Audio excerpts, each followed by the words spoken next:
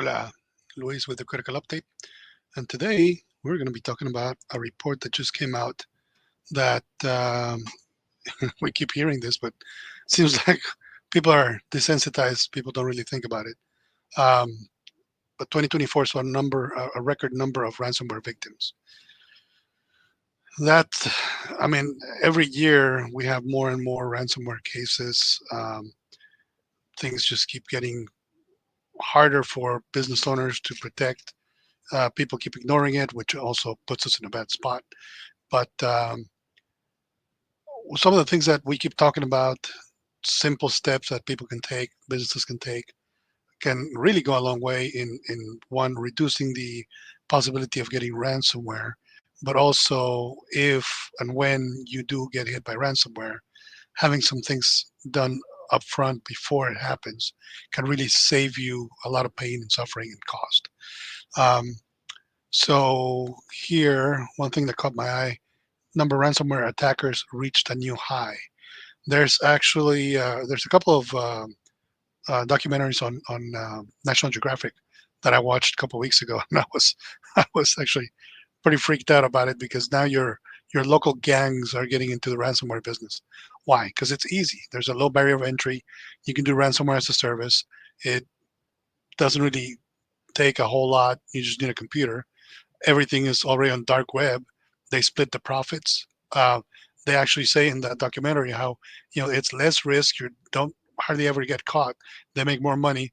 So now you don't have to worry about just the big ransomware groups that are international. Uh, Now you got to worry about your local little gang member running around because they're in the game. So as we always say, and I keep saying, you got to get ahead of this problem.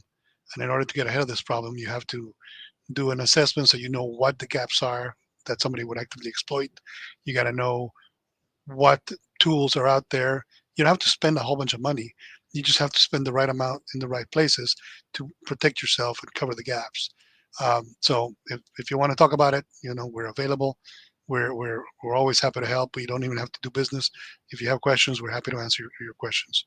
Um, the U.S. is, of course, the most targeted one um, by far. Look at the numbers right here. I mean, comparison's huge.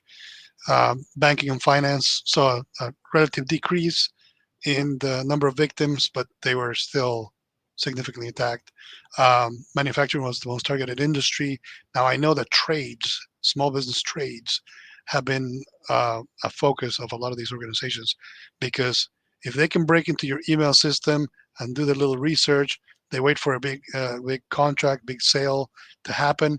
They get in the middle of that. They can redirect the funds. We've actually seen that happen within the last 6 months. There was a $200,000 payment that somebody was impersonating a roofing company, and that money is gone. You can get it back. So in this case, the roofing company didn't do anything wrong, but the client didn't care. They still came after the roofing company, even though the client was the one that was breached.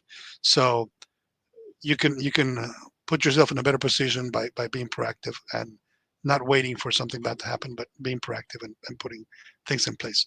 So with that, I'll see you on the next one. And as always,